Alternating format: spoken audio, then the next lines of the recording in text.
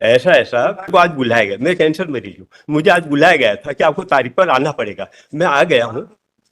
वकील साहब नहीं सर, मैं शुरू से वही केस लड़ता आया हूँ। जो आप पेमेंट दिलवा रहे हैं ये इनकम टैक्स पेयर है।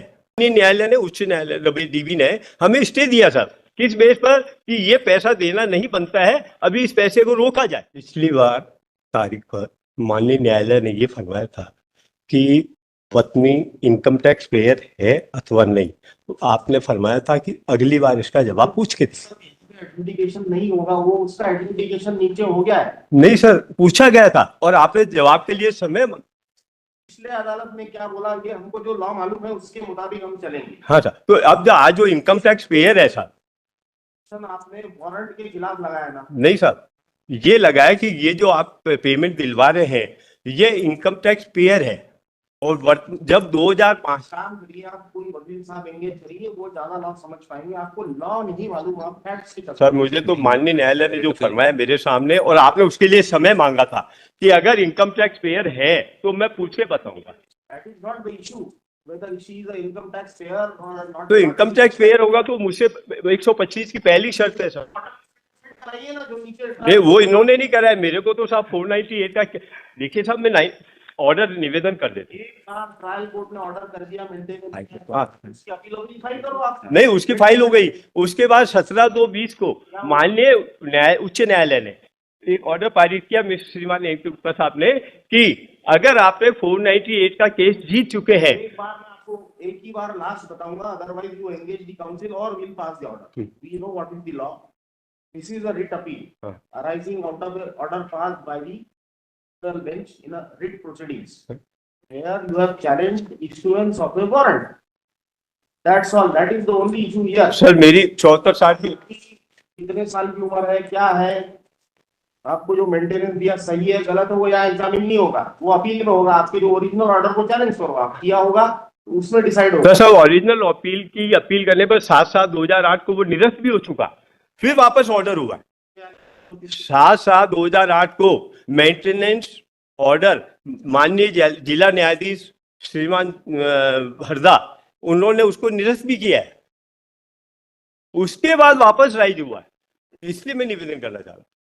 फालतू बहस अपन नहीं सुन सकते। मुद्दे पे अगर बहस नहीं, मुद्दे की निवेदन करूंगा सर। आपने क्या चैलेंज किया था वो देख लें अपन पहले तो। हाँ, देख ली। क्या इसका क्या है सर कि रिट अपील तो पहले से पहले वो हुआ है। सब मत बोलिए, देखिए हमको इतना समय भी नहीं है और लॉ के मुताबिक डिसाइड करेंगे। हाँ सर, वारंट इशू हुआ था क्या इम्प्रूव्ड ऑर्डर से?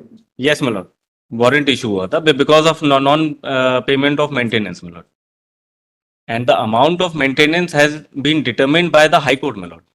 उसकी हाई कोर्ट ने ऑर्डर मेंटेनेंस डिटरमिन किया, उसकी कोई अपील नहीं करी इनने। So that order has attained finality my lord. Now the trial court my lord calculated the arrears and directed him to pay within a certain period. He did not pay and then thereafter, yes, this is the case my lord. Yes my lord. जब मुझे Only issuance of warrant my lord. Sir, मुझे जब payment देना बनता है तो इससे पहले भी हो गए। इससे पेमेंट देना बनता ही नहीं था। उसके बाद आपने क्या किया? मैंने अपील की साहब, इसीलिए WP 7460 है। उसके बाद WA जो अभी आया 13/82/22, तो WA जो WP है 7460/22, उसमें श्रीमान जो ऑर्डर हुआ, उसके बाद में मैं 13/82/22 में आया। 13/82/22 में आपने जो जवाब दिया है उसमें एक भी जगह ये नहीं लिखा पूरे जवाब में कि she income tax payer. High Court's order is dated 17 और to उसमें 20 क्या my lord, लिखा बताइए साहब। at page 34 of the writ petition. देखें आप, Writ petition का हाँ। yes वारंट को सर्टिफाइड करने की कोई प्रेयर नहीं है। जी। देखिए नहीं, वारंट को सर्टिफाइड करने के लिए प्रेयर दिया साहब कि यह गलत किया गया। बड़ा निवेदन कर दिया हूँ मैं, निवेदन आप ये सुन रहे हैं फाइनली, अब इसके बाद रिटर्न नहीं होगा। नहीं, मैं निवेदन ऐसा वी आर ए कैंसर मरीज, मेरे को आज बुलाया गया, मैं कैंसर मरीज हूँ, मुझे आज बुलाया गया था कि आपको तारीख पर आना पड़ेगा। मैं आ गया हूँ। वकील साहब नहीं सर, मैं शुरू से वही केस लड़ता आया हूँ, इसलिए मैं निवेदन कर रहा हूँ। मेरी रिपोर्ट इसमें लगी हुई है। पिछले बार जो वकील साहब खड़े हुए थे, क्योंकि मैं इस पोजीशन में नहीं था कि मैं केस आर्गुमेंट्स कर सकूं, तो मैं आपसे ये निवेदन करना चाह रहा हूँ। वारंट चैलेंज नहीं किया my lord इनने। 13-2 का भी ऑर्डर देख लें। 13-2 के ऑर्डर में इनने सिर्फ टाइम मांगा था कि हमको चैलेंज करने के लिए, कि हमको रेट पिटीशन में चैलेंज करना है। वो रिट पिटीशन फाइल करी कि नहीं करी, ये भी ये नहीं बता रहे। उसी बेस पर माननीय न्यायालय ने, उच्च न्यायालय रबी डीवी ने हमें स्टे दिया सर, किस बेस पर कि ये पैसा देना नहीं बनता है, अभी इस पैसे को रोका जाए। तो जब एक बार स्टे हुआ, वो किस लिए किया गया था? इसीलिए किया गया, पैसा देना नहीं बनता था। ये तो ऑर्डर माननीय न्यायालय भी कर देता कि पैसे दे दो। 13(2) order, my lord, is at page 17 of the writ petition. जी, एडल्ट्री adultery का कोई केस ही नहीं है my lord. है sir, This is what I have shown in my vacating stay my lord. Last order यही किया गया एडल्ट्री। ऑर्डर छोड़िए, आप कुछ डॉक्यूमेंट बताइए। हाँ, इसमें है साहब लगा हुआ, एडल्ट्री का केस फाइनल कराने के बाद आई है। My vacating stay में भी मैं तारीख देता हूँ sir. it was not maintainable my lord. अगर आप इम्प्यून्ड ऑर्डर, जो रेट पिटीशन का इम्प्यून्ड ऑर्डर है, उसमें भी आ जाए मिलोड एक मिनट के लिए, page 17 of the rate petition. Case pending नहीं है ऐसा बता रहे हैं? सभी कहाँ? केस पेंडिंग पड़े, सभी केस एडल्ट्री का पेंडिंग है। पेंडिंग Adultery pending है। एक पेंडिंग है, but that is not on adultery, not on adultery. नहीं, Why doesn't he allow me to speak, my lord? He's interrupting. अच्छा, ये पैरा पेज 17 पे आ गया। Page 17, my lord. This was the impugned order in the writ petition, my lord. आइए number 5 का तथ्य ये है कि अनावेदक द्वारा ₹100 का चेक जमा यस, कहाँ पे? Milord in centre of the page milord. आइए नंबर 5। हाँ, ये नंबर पर है। आइए नंबर 5 का तथ्य यह है कि अनावेदक द्वारा ₹100 का चेक जमा कराया गया था, जिसका संयोजन भरण पोषण की बकाया राशि में नहीं किया गया है। माननीय उच्च न्यायालय के निर्णय के अनुसार 1 वर्ष की भरण पोषण की राशि आवेदक गण प्राप्त करने का हकदार हैं, जबकि दिनांक 30/11/2010 से दिनांक 24/4/2012 तक भरण पोषण की राशि के दिलाए जाने का आदेश दिया गया है। अंतरिम भरण पोषण की राशि बकाया ना होने के बावजूद भी भरण पोषण दिलाए जाने का आदेश दिलाया गया है। भरण पोषण की राशि रिट याचिका प्रस्तुत कर स्थगन प्राप्त करना चाहता है। This was the prayer in the आईए number 5 that he wants to file a writ against the order directing him to pay a certain sum of money करना चाहता है। इस आधार पर 2 माह का समय दिया जाने का अनुरोध किया गया है। This 2 months was declined by this order my lord, और इसको चैलेंज किया है इन्होंने। Yes my lord, 226 is not maintainable, at the most 227 पे आएंगे, उसके अगेंस्ट एट द मोस्ट, और उसके अगेंस्ट भी फिर rate appeal is not maintainable. Yes my lord, yes my lord। मैं निवेदन करना चाहता हूँ साहब। अरे थोड़ा सा आपको समझने दो, आप तो बता नहीं पाओगे। आपकी एप्लीकेशन किस बात की थी, क्या प्रेयर था? अब ये नई बातें आप यहाँ कोर्ट के सामने बोल के ऑर्डर ले लिया आपने। नहीं sir, that was not the subject matter before the trial को। मैंने कोर्ट के सामने वही निवेदन किया जो सत्य था और रिकॉर्ड में है। चलता है, आपको रिकॉर्ड से काम चलता है। रिकॉर्ड में है, मैं ये निवेदन करूँ, रिकॉर्ड में है। रिकॉर्ड बताता है। रिकॉर्ड में निवेदन करना चाहता हूँ साहब, 2 मिनट के लिए सुन लीजिए, मैं सुना देता हूँ। कोई देख रहा है अभी? नहीं, आप 74-60 का पेज नंबर 73, 74, 75 पढ़ लीजिए, 4 लाइन में सारा चीज के आदेश यहाँ चैलेंज किया है। उसकी आईए किधर है? उसकी आइए कहाँ है क्या? नहीं, रिकॉर्ड में नहीं नहीं है। रिकॉर्ड। कहाँ है? उसमें हम आपका प्रेयर देखना चाहते हैं। यही है कि एडल्ट्री वाला केस चल रहा है, इसको ये नहीं है आपकी प्रेयर है कि 2 महीने का समय दिया। यस, नहीं, मेरी प्रेयर ये है साहब, एलडीटी का केस भी चल रहा है, 498 जीत चुका हूँ, और माननीय उच्च न्यायालय ने 17/2/20 को ऑर्डर पारित करके ये फरमाया था कि अगर आप किसी भी फौजदारी मुकदमे में जीत चुके हैं तो आप मेंटेनेंस स्टॉक करा सके, और वो महिला ने किया था 498, और उसमें मैं 2015 में जीत चुका था। 2015 से अब तक मैं खाली यही निवेदन कर रहा हूँ। सर डिसाइड करना है इसको। My apologies. अंतरिम आवेदन जो निरस्त कर दिया गया, पेज 19 में है मिलोड, रेट पिटीशन की पेज 19 में। इसमें क्या लिखा हुआ है? इसमें लास्ट में बाहर नहीं जाएंगे, आप कुछ भी बोलते रहिए। और पेज 20 देखेंगे हम लोग बस। दूसरे बेंच ने क्या ऑर्डर पास किया, that is a different matter. Yes. Now we are hearing finally page 20 milord. Application for vacating stay. Yes milord, page 20 the relief clause milord. अतः प्रार्थना है कि माननीय उच्च न्यायालय रिट याचिका प्रस्तुत कर सघन आदेश लेने हेतु 2 माह का समय प्रदान किया जाने का आदेश पारित तब तक उक्त प्रकरण की कार्रवाई को स्थगित किया जाए।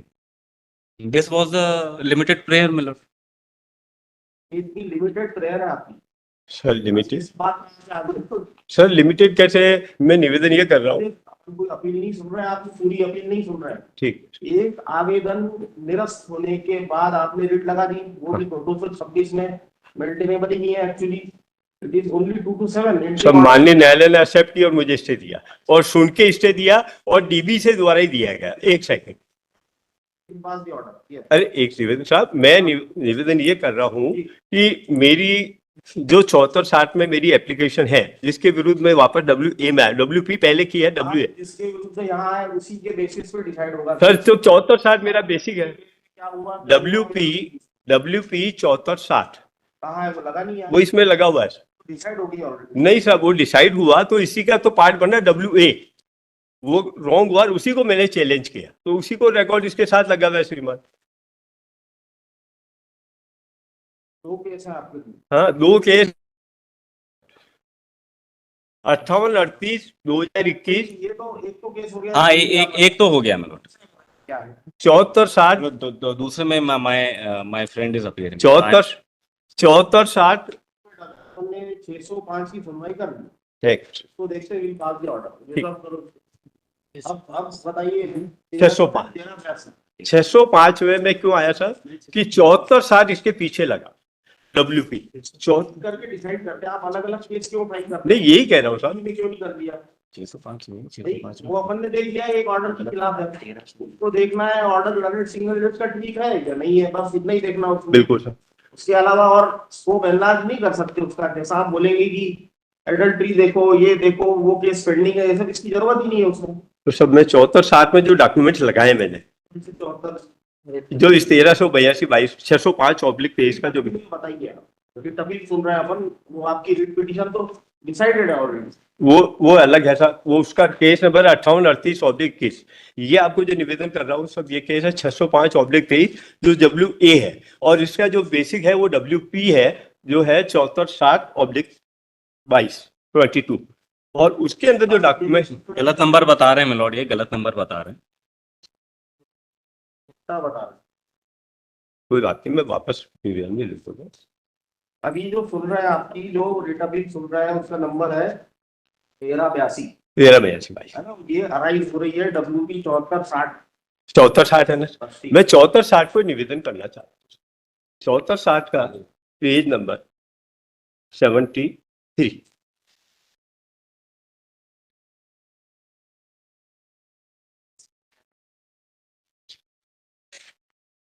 Sorry 75 para number 11। ये भी वही है, सीटिंग एडजर्नमेंट। यस वही नहीं, पैरा नंबर 11 है साहब, इसमें लिखा है ये सही है कि मैं अपनी शादी के बाद अपने ससुराल ब्यावर में ही रही। ये कहना सही है कि मैं 1999 से आयकर दाता रही हूँ। ये कहना सही है कि मैं अनादर की आय के स्रोत का कोई दस्तावेज पेश नहीं कर रही।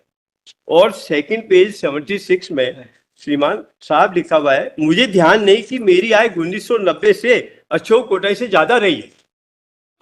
और साथ में 14 नंबर पैराग्राफ, यह कहना सही है कि मैं शादी के पहले शेयर मार्केट एवं यूटीआई का व्यापार करती थी। श्वेता कहा कि मैंने शेयर मार्केट एवं यूटीआई में पैसा लगाया था। यह कहना सही है कि मैंने अपील थोड़ी सुन रहे हैं, अपील के खिलाफ थोड़ी। सर WP जो है मेरा आधे पन्ने का आवेदन, उसके खिलाफ आप यहाँ आए हुए हैं। हाँ सर। टाइम मांग रहे थे आप वहाँ पे? नहीं, टाइम नहीं मैंने मांगा सर। ठीक, अब आपको आवेदन पढ़ के सुनाता हूँ। मैं कैंसर मेरी था, मैं इतना तेज अभी भी नहीं बोल पा रहा हूँ, पर चूंकि आप फरमा रहे हैं वो बोल पा रहा हूँ। पर मेरा निवेदन ये है कि अगर वास्तविक रियल डॉक्यूमेंट जो रिकॉर्ड में है वो तो श्रीमान निवेदन करूंगा ना। तो देखने की जरूरत ही नहीं है। आपने क्या एप्लीकेशन क्या लगाया? रिजेक्ट कि IA number 2 moved by the present petitioner seeking adjournment of the proceedings pending before the learned family court. Yes, अब ये लर्नेड सिंगल जज बोलते हैं, I have perused the order refusing to adjourn the matter in regard to recovery of arrears of maintenance payable to the wife and children merely on the ground of pendency of some other criminal case। तो आपको time देने से इनकार कर दिया, उसके खिलाफ आप यहाँ आ गए। ये पहले का ऑर्डर पूरे अलग अलग फैक्ट्स बता रहे हो, तो आपको टाइम सही दिया, सही रिव्यूज किया कि नहीं किया, इतना देखना है हमको बस। हाँ वही तो निवेदन मैं कर रहा हूँ। तो वो जब निवेदन कर रहा हूँ कि जब वो उन्होंने गलत निर्णय दे दिया, मुझे टाइम मैंने किस लिए मांगा? गलत निर्णय दे दिए तो उसकी अपील होती है। नहीं कर रहा हूँ सर, WA इसीलिए, WA इसीलिए 605 जो है, WA में आपने सिर्फ वो आवेदन 1382 भाई। चैलेंज किया है बस। हाँ तो मेंटेनेंस देने का वो यहाँ नहीं चैलेंज है।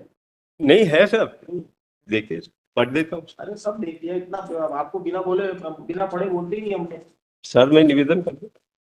आप चाहते हो सब प्रकार के ऑर्डर सर्टिफाइड हो जाएंगे? नहीं सर, देखिए सर, पेज नंबर 12 और उसमें 7-1 काउंसिल एंगेज करना है तो आप कुछ बेनिफिट मिलेगा, समझा ही नहीं, कुछ नहीं हो सकता इसमें। सब समय दे दीजिए, मैं थोड़ा इतना ज्यादा बोल पाऊँ समय वाला काम ही नहीं यार, सुनना तो फिर मैं आप सुना निवेदन कर देता हूँ sir, that this honourable court में kindly to please to direct the learned court below the pass appropriate order and application detail 16/12/20 and compliance to the order of this honourable court 17/2/20 in which this honourable court had disciplinary orders मत छोड़ो court के, यहाँ के हमारे, तो आपने जो बोला कोर्ट में लिखवा दिया और पास कर दिया ऑर्डर विदाउट, मतलब अब जब नहीं मेरा नहीं, ये मेरी प्रेयर है sir, this is my prayer. आपने कहा प्रेयर है, वो बताओ तो मैं निवेदन वो कर रहा हूँ। Your prayer is done. Yes.